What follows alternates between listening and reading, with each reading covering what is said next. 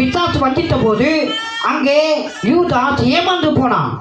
அவன் மனஸ்தாபப்பட்டு மனம் திரும்பி இருந்தால் கண்டிப்பாக கர்த்தர் அவனை மன்னித்து இருப்பார். ஆண்டவர் சொல்றாரா இல்லையா? உங்கள் பாவங்கள் செவரேன்று இருந்தாலும், அது ரத்தாம்பரம் போல இருந்தாலும், அதை நான் வெண் பஞ்சை போல மாற்றுவேன். நான் உங்களை பரிசுத்தப்படுத்துவேன், நான் உங்களை தூய்மையாக்குவேன். இயேசு கிறிஸ்துவின் ரத்தம் சகல பாவங்களை நீக்கி நம்மை சுத்திகரிக்கக்கூடியதாக இருக்கிறது. இயேசு கிறிஸ்துவின் ரத்தம் யூதாஸை கண்டிப்பாக சுத்திகரித்து இருக்கும். பிசாசு யூஸ் பண்ணியிருக்கலாம், ஆனால் அந்த கடைசி நேரத்தில் அவன் மனஸ்தாபப்பட்டு நேராக தற்கொலைக்கு போயிட்டான். தற்கொலை என்பது ஒரு பாவங்க. நம்முடைய ஜீவனை நம்மளே எடுப்பதற்கு அனுமதி கிடையாது. கர்த்தர் அனுமதி கொடுக்கல, அதிகாரம் கொடுக்கல. யார் ஜீவனையும் நம்ம எடுக்கக்கூடாது, நம்ம ஜீவனையும் நம்ம மாய்த்து கொள்ளக்கூடாது, எடுத்துக்கொள்ளக்கூடாது. தற்கொலை பாவம். சொல்லுங்கள், தற்கொலை என்பது பாவம். யூதாஸ் பண்ண தற்கொலை அது பாவம்.